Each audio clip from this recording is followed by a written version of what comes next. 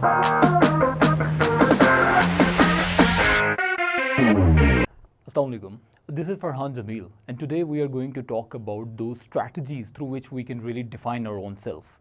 So, defining our own self, the word is really simple, define. A very simple word that you might have heard so many times in your life. Definition से हमें बड़ा clear पता होगा.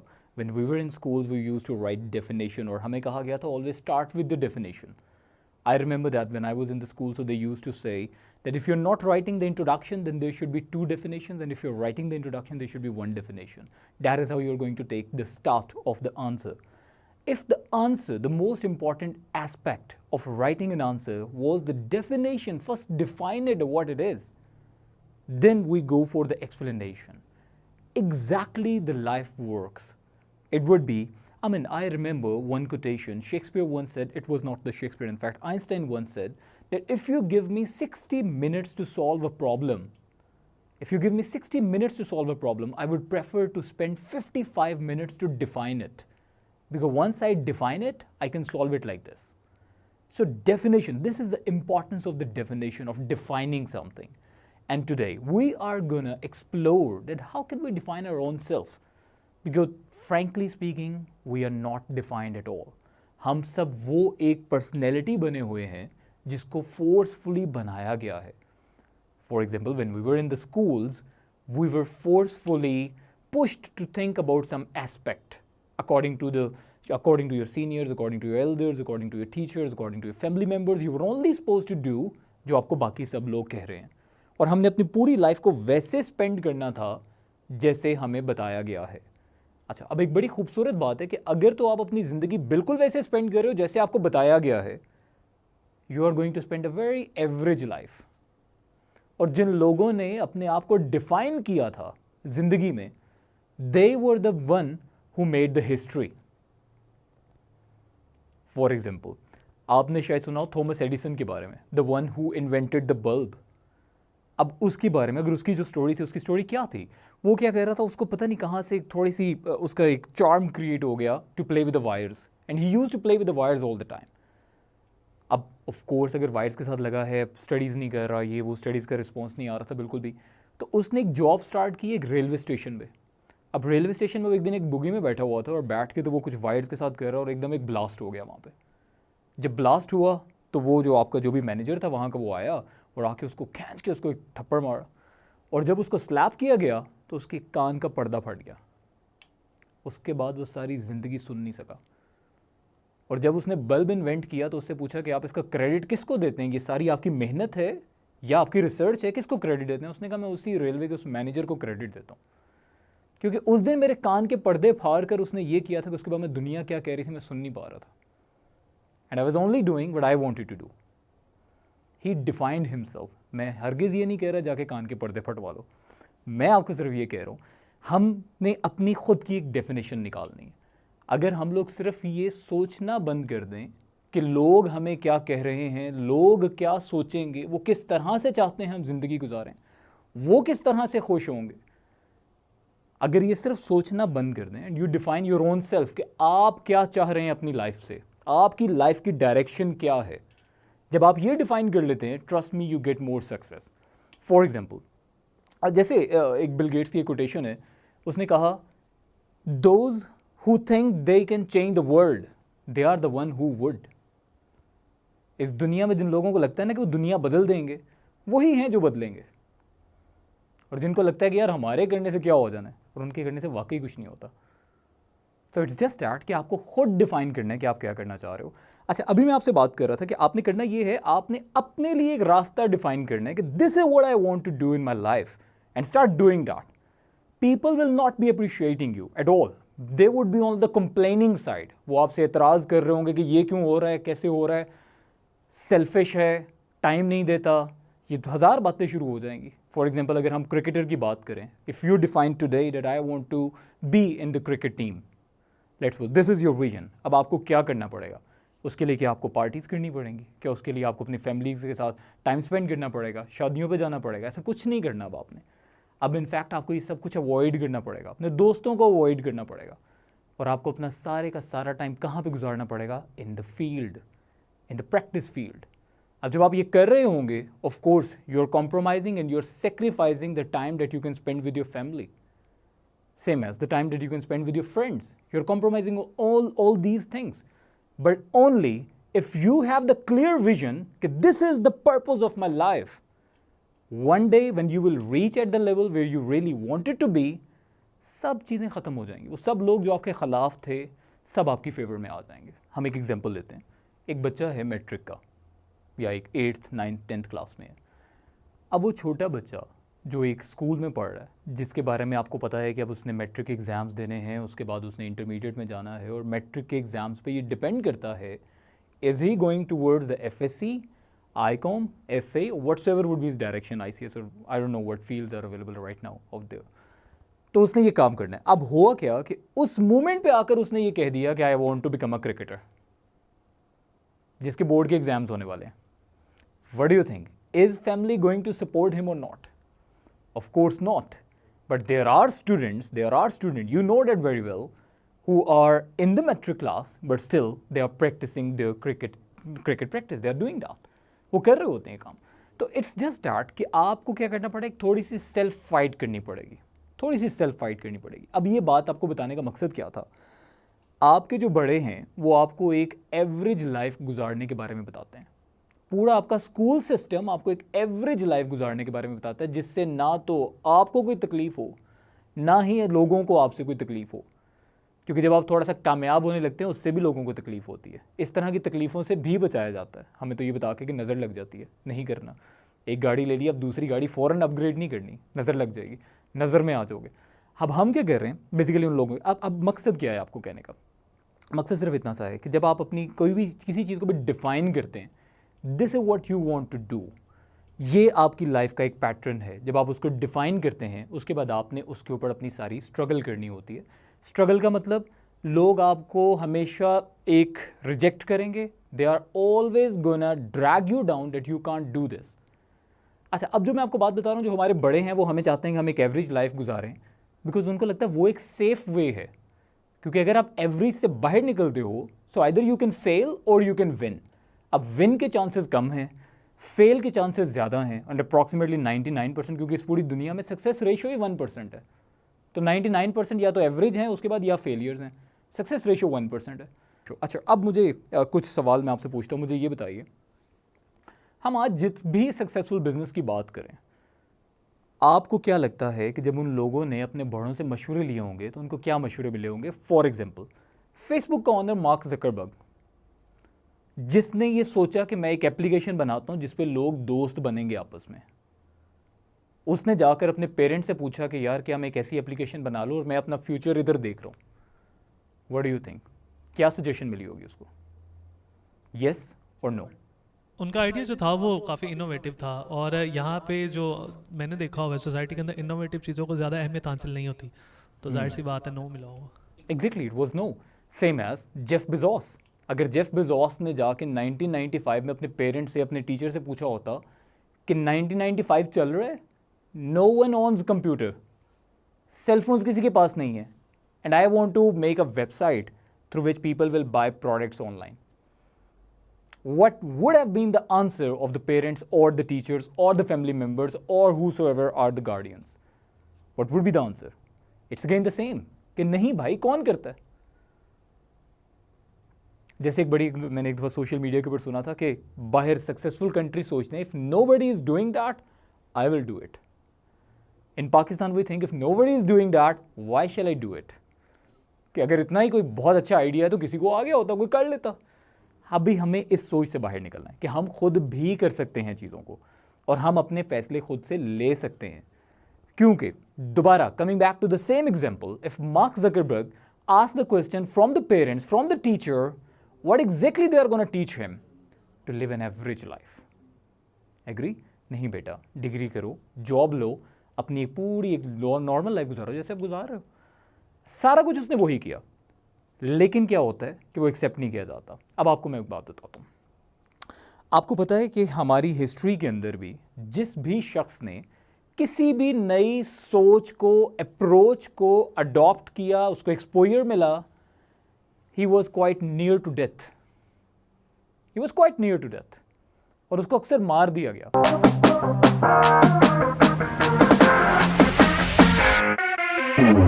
आप में से किसी ने केवमैन थ्योरी सुनी है?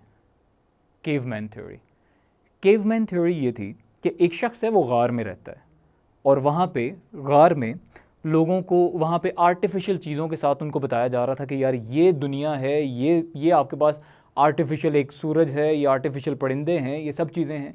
देवर इन द केव, एक गार में थे और उस गार में एक पूरी आर्टिफिशियल दुनिया बना के बताई हुई थी। हर बंदा अपनी ज़िंदगी वैसे ही गुजार रहा था। होता ये, एक शख्स वहाँ से किसी तरह गार से बाहर निकलता है और जब गार से बाहर निकलता है तो वो देखता है यार रियल सूरज तो कुछ और है, रियल परिंदे तो कुछ और हैं, दरख्त, एनवायरनमेंट, ये सब कुछ और है। वो कहते हैं यार नहीं, मैं क्या करता हूँ, मैं वापस जाता हूँ और वापस जाकर उन लोगों को जो गार में बैठे हैं उनको ये बताता हूँ कि जो तुम ये सब कुछ देख रहे हो ये सब कुछ गलत है। और जब वो वापस आके सबको बताता है कि यार ये जो तुम्हें दिखाया जा रहा है ना, ये सब आर्टिफिशियल है, रियल दुनिया कोई और है, उधर चलते हैं। What do you think, what was the answer? Yes or no? Shall we go or shall we don't go there? या, we don't accept the changes. You want to say something? मेरे ख्याल से कोई भी उसकी बात नहीं मानेगा, क्योंकि वो अगर केव के अंदर जाएगा और ज़्यादातर मेजॉरिटी लोग ये नहीं बस उसको रिजेक्ट करेंगे कि नहीं ऐसा नहीं है बिल्कुल भी, तो मेजॉरिटी लोग को देखते हुए बाकी लोग भी है, कोई भी बाहर नहीं जाएगा। वो अकेला बंदा जो होगा उसने देखा होगा, उसके ऊपर कोई भी यकीन नहीं करेगा। ट्रू। अच्छा, अब इसका इम्पैक्ट, ये जो हमने केवमैन थ्योरी को अप्लाई किया है, इसका इम्पैक्ट आता है हमारी लाइफ की हर एक फील्ड में। यू टॉक अबाउट एजुकेशन, आप उनको बता दें कि यार ये एजुकेशन सिस्टम ठीक नहीं है, उनका रिस्क चल रहा है।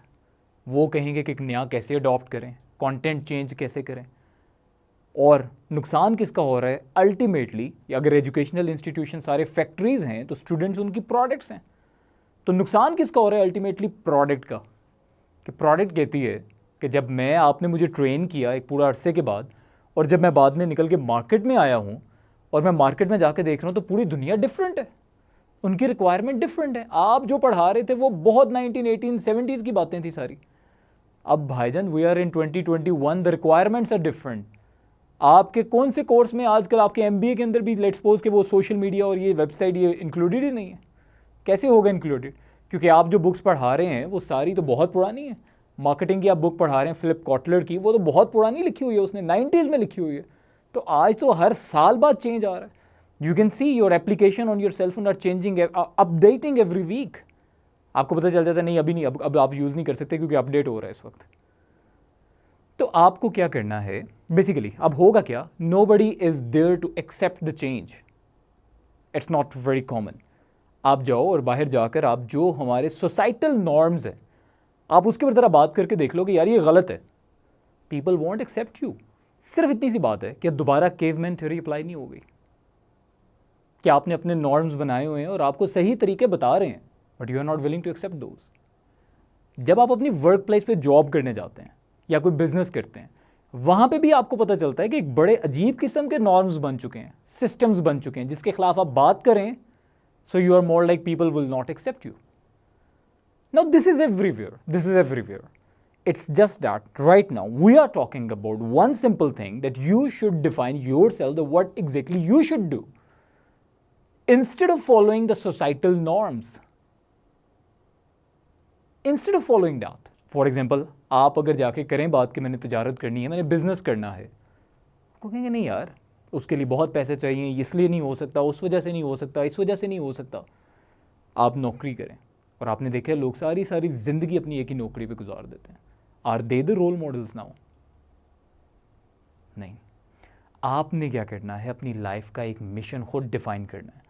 अगर आप डिफाइन नहीं करेंगे, there is a saying, if you do not have aims in your life, so someone else will hire you to fulfil his और हर एम्स। अगर आपका खुद का कोई इरादा नहीं है अपनी ज़िंदगी को लेके जाने का, तो आपको वो बंदा नौकरी पे रख लेगा जिसका खुद का एम है। जैसे एलन मस्क ने कहा, I do not have a Harvard degree but I have employees who have Harvard degree. हमें एजुकेशन सिस्टम सब कुछ दे रहा है, शायद आज हमें एक्सपोजर दे रहा है, हमें हिस्ट्री बता रहा है, हमें सब कुछ बता रहा है, एक चीज़ नहीं बता रहा, करना क्या है। You have studied mathematics, you have studied English, you have studied Pakistan studies. Where to apply that? सीख लिया, रट्टा मार लिया, सब कुछ कर लिया, टॉप कर लिया, अब क्या करूं? We don't know. यू पे us again, will let you know. तो आपको कोई बंदा सारी इंफॉर्मेशन तो रटवा देगा, प्रॉज एंड कॉन्स बता देगा, फैसले भी आपके ऊपर इम्पोज करेगा। The purpose of getting together over here today is you just simply have to define your own self, that what is your definition, what do you want from your life, because no one else in the whole world can let you know about that. It's you yourself who have to define it. और अगर आपका कोई M नहीं है, it would be like a middle standard life, और it would be like कि आपने एक अपनी ज़िंदगी एवरेज स्टैंडर्ड के ऊपर खुद गुजार के ख़त्म कर दी। तो if you want to see yourself somewhere, the only thing is set your goals, define yourself, and do not think about losing or winning. Just do it. क्योंकि जब आप मेहनत करके भी हारोगे ना, फिर भी आप बहुत लोगों से तजर्बे में बहुत आगे होगे। Not everybody is successful, just as we were talking about earlier. 1% is the success ratio. But what about those 99 people? Are they not living a happy life? Most of them are. Because they tried, they got the experience. They are taking decisions. And you will see in your life, बहुत से लोग ऐसे होंगे जो शायद आपकी उम्र से भी कम होंगे, लेकिन बहुत अच्छी या बहुत इज्जत उनको मिलती होगी लोगों को, या बहुत अच्छी पोस्ट पे बैठे होंगे। याद रखो एक बात, आपकी उम्र, आपकी इज्जत, आपके तजर्बे, आपके फाइनेंसेस में किसी चीज़ में इजाफा नहीं करती, आपके फैसले करती हैं। अगर आपके फैसले अच्छे हैं, छोटी उम्र में भी आप बहुत अच्छा कमा सकते हैं, बहुत इज्जत कमा सकते हैं, बहुत आगे जा सकते हैं। फैसले अच्छे नहीं हैं तो बहुत एक उम्र गुजारने के बावजूद आपकी इनकम भी अच्छी नहीं है, इज्जत भी नहीं कमा सके, और अपनी लाइफ के टारगेट भी पूरे नहीं कर सके। If you have any question you can ask me now. Sir बाज़-औक़ात होता है कि जो बच्चा यानी 10th स्टैंडर्ड में है, तो वो जब खुद डिसीजन लेता है तो वो तो रॉन्ग होगा, और ये तो उसकी फैमिली उसे बताएगी या उसके टीचर बताएंगे। देखिए, दो किस्म की सिचुएशंस होती हैं। एक है अप्रोचेस होती हैं, माइंडसेट होता है। एक होता है लॉन्ग टर्म माइंडसेट, एक होता है शॉर्ट टर्म माइंडसेट।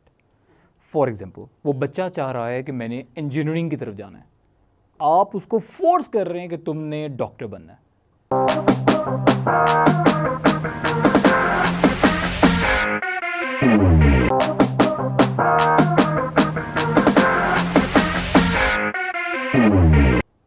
ठीक, अच्छा, इन द शॉर्ट रन तो आपको लग रहा है कि आप इसके लिए बहुत अच्छा सोच रहे हैं, वो डॉक्टरी में चला भी जाएगा, और उसके बाद आप उसको फोर्स करेंगे कि मेहनत करे, वो आपको दिखाने के लिए मेहनत शुरू कर भी देगा। सूनर और later he is gonna lose his interest. He will become the doctor, but not the best one. Might be less than the average one, because he does not have interest in that. Let's talk about the other side. He is talking about engineering, जो आपको लग रहा है कि यार अच्छी चीज़ नहीं है, जो आपको लग रहा है इसका स्कोप अच्छा नहीं है। In a short run, short mindset, it's not good. वो ये ना करे, ये आपने उसके लिए डिसीजन लिया, लेकिन he has interest in that. वो करेगा, कामयाब नहीं होता, लेट्स सपोज फेल होगा, वो कहीं उसके बाद जॉब के लिए अप्लाई कर रहा है, या आपको ये लग रहा है कि जब आगे जाके वो मार्केट के अंदर निकलेगा तो उसको कोई रिक्वायरमेंट नहीं होगी उसकी कहीं पे भी, शायद ऐसा ही है। But if he does it in a better way, he will achieve, like not sooner, might be later, but he will achieve something that you are expecting that he will achieve the same thing by becoming a doctor. तो शुरू में ऐसा होगा कि आपको लगेगा कि यार ये फील्ड अच्छी नहीं है, ये नहीं है, लेकिन आप जिस भी काम को मेहनत से करते हैं, और आपने देखा है यहाँ पे इवन कुल्फियाँ बेचने वाला कहाँ पहुँच जाता है, क्योंकि उसका इंटरेस्ट है उसके अंदर। छोटे से छोटा काम कोई छोटा नहीं है, काम कोई बड़ा नहीं है। इट्स जस्ट दैट कि आप कितनी डेडिकेशन के साथ कर रहे हैं, और वो काम फेमस हो जाता है। आप बॉक्सिंग का नाम लें तो आप कौन सा नाम आपके जहन में आता है? मोहम्मद अली से पहले बॉक्सिंग को इतना अडॉप्ट नहीं किया जाता था। उससे पहले बॉक्सिंग को इतनी कोई बहुत बड़ी चीज़ नहीं। He was the one who did it so well the people said okay this is a game. Bob Fischer was a person, before him people were not very much into the chess. when he started playing chess, people were so much into that. यार ये कैसे खेल रहा है यार? He did it with so much dedication that people came to know about the chess and everybody started playing at that time. There would be impossibilities in the beginning. In Pakistan, there was a Prime Minister, Imran Khan. The moment he started, at that time, people were saying, he is the only cricketer in the history who has become the Prime Minister of any country. The only cricketer. The moment he started this thing, that I want to go toward this journey. So, who was supporting him? No one. In the short run, in the shortest mindset, it was not a good decision. But now let's see from the longer perspective, a long-term perspective. Tell me, is it a good decision or not? Good one. Because in the beginning, everybody was considering it's not going to happen. He was the only person who considered, I can do that. And now, so many people are doing that. Let me tell you another story. Wright brothers. Have you ever heard about those? Who are those? Wright brothers. जिन्होंने जहाज़ बनाया था 1895 में बना था, लेकिन उसको कोई एक्सेप्ट नहीं करता क्योंकि वो उड़ा था, वापस लैंड कहाँ पे किया आज तक नहीं पता, उसको एक्सेप्ट नहीं करता. तो जब लैंड करोगे तो एक्सेप्ट करेंगे ना. फिर उसके बाद 1906 और 1905 के अंदर राइट ब्रदर्स ने एक जहाज़ बनाया जो उड़ा भी और लैंड भी किया. बट द पॉइंट इज, उनकी इस सोच से जब उन्होंने ये सोचा होगा कि मैं लोहे को हवा में उड़ाऊंगा, people will accept it easily. What do you think? No, it was not possible. But they did it, they proved it, and now, right now, there are more than 55,000 airline companies. Or might be 5,500 airline companies. But the point is, 1905 से पहले कहाँ थी ये सारी companies और उसके बाद ही क्यों आई? Because they did it so well, now everybody is doing that. तो सर वो कहते हैं कि अगर बच्चों को डांटा ना जाए तो वो ठीक नहीं हो सकते. ठीक है. तो अगर उन्हें यानी दूसरी कंट्रीज़ के मुताबिक वो कहते हैं कि जो अगर बच्चों को नहीं डांटा जाएगा तो वो ग्रूम करेंगे, पर पाकिस्तान में ऐसा नहीं है ना. तो अगर हम बच्चों को डांटते हैं तो वो अच्छा स्कोर कर सकते हैं. अगर स्टडी में उन्हें कुछ नहीं कहा जाता तो वो तो लूजर्स में शामिल हो जाएंगे. देखिए, आपको ये बात समझने की ज़रूरत है, one fit for all theory कभी नहीं चलती. One fit for all theory जिसका मतलब है कि आपकी ये टी शर्ट है ये सबको आ जाएगी, ऐसा नहीं हो सकता. किसी को छोटी होगी, किसी को बड़ी होगी. नो, आप सिर्फ ये ना सोचें कि मैंने हर बच्चे को मारना ही है तभी वो जाके सही होगा, और आप ये भी ना सोचें हर बच्चे को प्यार ही करना तो वो सही होगा. It varies person to person, student to student, child to child, which means कुछ बच्चे ऐसे हैं जिनको ज़रूरत है कि आप उसको मारें. फॉर एग्जाम्पल, वो खड़े होकर गालियाँ निकाल रहे हैं आपको, you just keep doing that because this is your direction, you love doing that. और एक और भी चीज़ है कि जब आप अपना पैशन डिफाइन कर लेते हैं तो पैशन की एक डेफिनेशन ये भी है कि जब आप वो काम कर रहे हैं आप टाइम फ्रेम से बाहर आ जाते हैं. आपको पता ही नहीं चलता यार 4 घंटे हो गए मैं यही करता जा रहा हूँ, आपको पता ही नहीं चलता, टाइम का अंदाज़ा नहीं रहता आपको.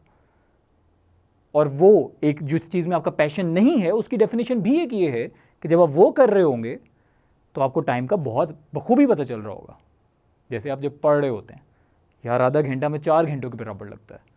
जब हम खेल रहे होते हैं हमें 4 घंटे भी आधा घंटे 2 घंटों के बराबर लग रहे होते हैं, because we have interest in that. It's all about developing interest in a positive direction. और इसमें पॉजिटिव डायरेक्शन के अंदर भी जैसे कामयाब नाकामी यार कोई मसला ही नहीं है. ये सारी चीज़ हमारे जहन में डाली है स्कूल सिस्टम में. टॉप हो रहा है, एवरेज मार्क्स आ रहे हैं, फेल हो रहा है. आपको पता है दुनिया में ऐसे सिस्टम्स आ रहे हैं जो कह रहे हैं यार पास फेल ये सब कुछ साइड पे रखो, गिव हिम एक्सपोजर. उसको चीज़ों का पता होना चाहिए, उसको लाइफ की सेंस होनी चाहिए. उसके लिए तो अपॉर्चुनिटी होना ज़रूरी है, तो जो पाकिस्तान में अवेल नहीं है. आप बिल्कुल ठीक कह रहे हैं, अपॉर्चुनिटीज़ अवेल नहीं हैं हमारे पास. सोल्यूशन ये है एटलीस्ट सोचना तो शुरू करें कि वो अपॉर्चुनिटीज़ आएंगी कैसे. जैसे भी हम एजुकेशन सिस्टम की बात कर रहे थे, we accepted the education system is not so perfect. होगा कैसे परफेक्ट? उस रास्ते पे चलना तो शुरू करें. जो हमने शुरू जहाँ से किया था, डिफाइन योर सेल्फ, वो डिफाइन तो करना शुरू करें. अभी डिफाइन करना नहीं शुरू किया, आगे की मुश्किलात तो बहुत ज़्यादा हैं. अभी डिफाइन स्टेज 1 को नहीं पार किया तो अब स्टेज 2 पे, स्टेज 10 पे तो मॉन्स्टर खड़ा हुआ है जहाँ पे आप अपॉर्चुनिटीज़ की बात कर रहे हैं. तो सबसे पहले डिफाइन करें. and you know it, according to the government as well, they came up with so much passion that we will do everything perfect. But they are unable to. Why? They have not defined what are the real causes, what are the real problems. First you define the problem. It's just like when you take your car to the mechanic. वो सबसे पहले जाते ही सही करने लग जाता है. First he will define it कि मसला है क्या. एक दफ़ा उसने डिफाइन कर लिया, उसके बाद सॉल्यूशन बड़ा आसान है. तो आपने जो कहा अपॉर्चुनिटीज़ यहाँ पे नहीं है, वो इस वजह से नहीं है क्योंकि क्रिएट नहीं की जा रही, एक्सेप्टेंस नहीं है किसी डिफरेंट ओपिनियन की, तो उसको क्रिएट करना पड़ेगा. और वो रिस्पॉन्सिबिलिटी पहले हम पे थी, बड़ों पे थी, अब आप पे आ गई है क्योंकि आपके बाद नेक्स्ट जनरेशन आ रही है. You have to accept them the way they are. There was a time when people used to think only the people who are doctor, engineers, only they are successful. If you're doing anything else, तो वो सब कुछ बाहर हो जाएगा. उसके बाद सोचा गया नहीं यार, म्यूजिशियंस भी अच्छा कर रहे हैं, तो म्यूजिक इंस्टीट्यूट बने. नहीं यार, पेंटर भी अच्छी ज़िंदगी गुजार लेता है, पेंटिंग इंस्टीट्यूशंस बने. And you know it, there are very well known institutions who are into fashion industry as well. कि लोग फैशन से भी कमा रहे हैं यार, ओके वो भी इंडस्ट्री बनाओ. This is the sign of acceptance. You accept it, opportunities बढ़ती हैं. There was no movie making school in our country, but now they have initiated that. You can see, you can find those movie learning, directorship or speaking, these are the things over here. So it's just that, start accepting these things. हम accept करना शुरू करेंगे, हमें देख कर लोग accept करना शुरू करेंगे. जब लोग एक्सेप्ट करना शुरू करेंगे, लोगों से कौम बनती है. Stage 1, the baby step is to define yourself. Thank you so very much.